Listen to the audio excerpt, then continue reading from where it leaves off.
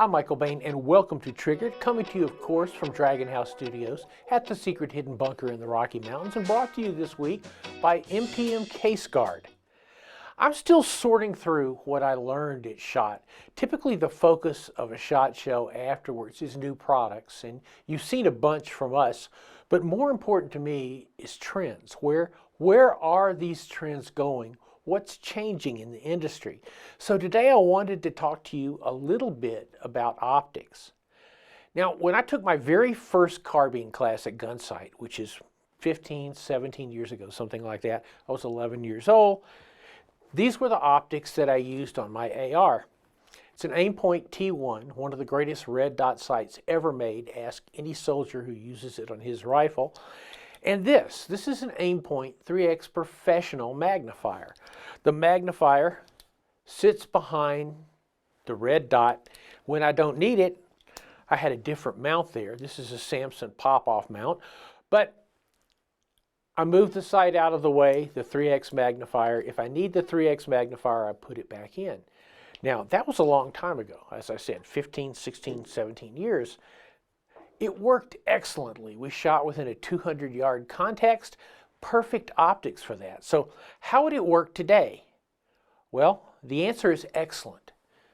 It's a good sight. It's still a good sight. And interestingly enough, it's coming back around, I believe.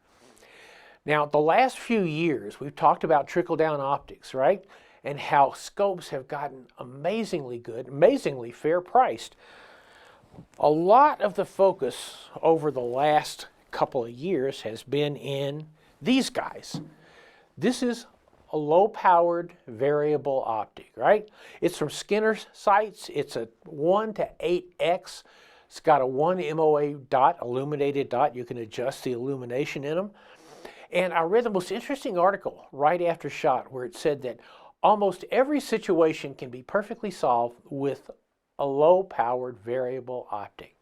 Well, we as American shooters have a tendency to very much want to use technology to overcome our experience, which oftentimes is lacking. But one of the things I saw at SHOT are guys like this. This is a Lucid P8. It replaces this sight, which is a Lucid P7. There's a surprise. P7, P8. Both of them are 4X prismatic sights. So you look through and it's a 4X, so think of it as a 4X fixed scope, right? There's etchings. The reticle is etched on the glass in both cases, so if the battery dies, the reticle is still there. You've got some kind of tape measure for holdover. And what I think is interesting is I saw a lot of sights just like this. And the reason that I think I see that is that with the low-powered variable optics, what are the advantages? Well, they're great for what they are. Again, 1 to 4, which went to 1 to 6, which went to 1 to 8, which now we can see 1 to 8 or 1 to 10 moving to 1 to 12. The advantages are that's a really excellent scope range for a lot of American shooters, especially American hunters. Typically, we saw 3 to 9. My father's guns had 3 to 9 scopes on them. They were considered the absolute ideal scope because when in doubt, dial it up. When 3X would do, why not crank it to 9X so that you've now narrowed your field of vision. At the same time, you've exacerbated any movements. The more magnification you have, the more any small movements are exaggerated. What's the advantage of a fixed 4X power prismatic like this? The glass is amazing. My friend Jason Cotreau at Wyoming Tactical said this is some of the most amazing glass he's ever seen. Quantum's better than what we've seen before. And it's not just Lucid. Primary Arms, great job on their red dot sights. They have a 3X magnified. Burris has a new generation 3X magnified sights. They're light. The glass is exceptionally clear. They have holdovers so you can use them very easily at farther distances. They're less expensive oftentimes than a high-end, low-powered variable optic, but when you're talking about a rifle like this Ruger SFAR 308, it's designed to be light, it's designed to be fast. Do you want to add weight to it? So one of the trends you're going to see a lot of as 2023 progresses is once again the return of fixed power small optics. Got more when we come back. This week's Triggered is brought to you by Armscore, Rock Island Armory. What's your passion? Taurus, USA. Always ready, always bring it. Stoger, everyday tough. SDS Imports, Thesis. Thesis means quality. Hunter's HD Gold. They change so you don't have to. And MTM Case Guard. Quality shooting sports accessories. Welcome back to Triggered. Now that SHOT Show is finally over, thank heavens, it's time to get back to actually shooting guns. And the first one that I spent some time with and want to spend even more time with is this guy from Rock Island. This is their smallest 10 millimeter. Now I've shown it to you before as a backcountry gun, but the more I've worked with it, the more I've been really impressed at how well this gun is designed. It's commander length, so it's 4 1/4 inch barrel, weighs 2.36 pounds. That's not light, especially when you load the magazine with 10 millimeter rounds. However, I cast this gun as a backcountry gun. This is a gun that you'll carry in the backcountry in case of bears, which, as I said before, those of us who actually live in bear country don't worry about bears nearly that much. But we do worry about coyotes. Sometimes we worry about mountain lions, and probably in the upcoming years, wolves.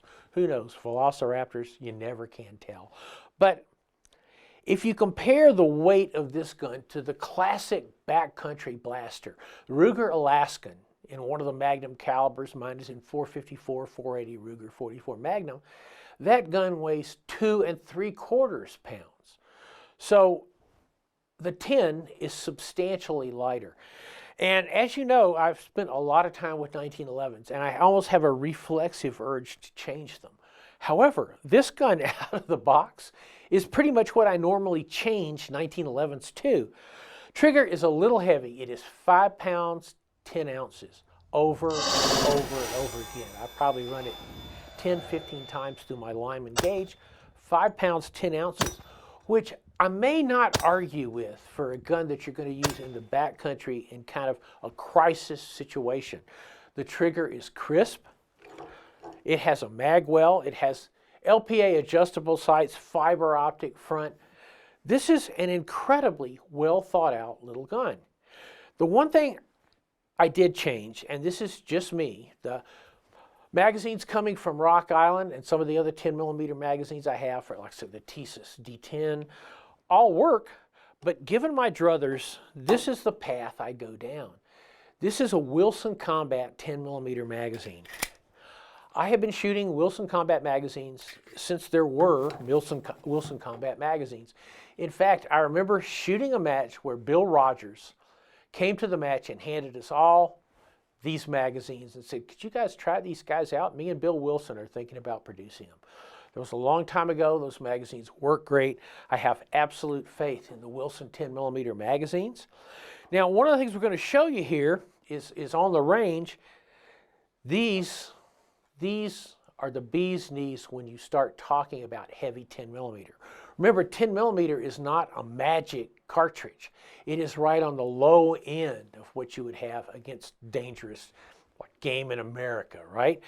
So these are buffalo bore. These are 210 grain cast bullets. They are hot at 1,200 feet per second. They will rattle you. This is what you might carry in your gun, making sure it'll run, because cast bullets sometimes get a little bit antsy in semi-autos. However, when you practice with these. Obviously, Armscore is a sponsor. However, these are great 10 millimeter practice ammo, 180 grain full metal jacket, I think right about 1,000 feet per second. They are super accurate. They will not beat you senseless. But as we go forward, I want to do more with this gun to make sure it's set up. The only thing I might change is I might change something.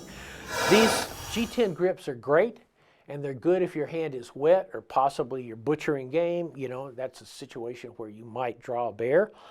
However, they remain a little fat for my girly man hands, so we might go to something like an Illuma grip, which is also very sharp, but at the other hand, also a little bit slimmer. So we'll be working with this. We got a lot of other guns to shoot. Thank heaven shot is over. I'm Michael Bain. This is Triggered, brought to you this week by MTM Case Guard, and you can find us, as always, at michaelbain.tv, where we are free. You can find us on YouTube. You can find us on Rumble. We'll see you next week.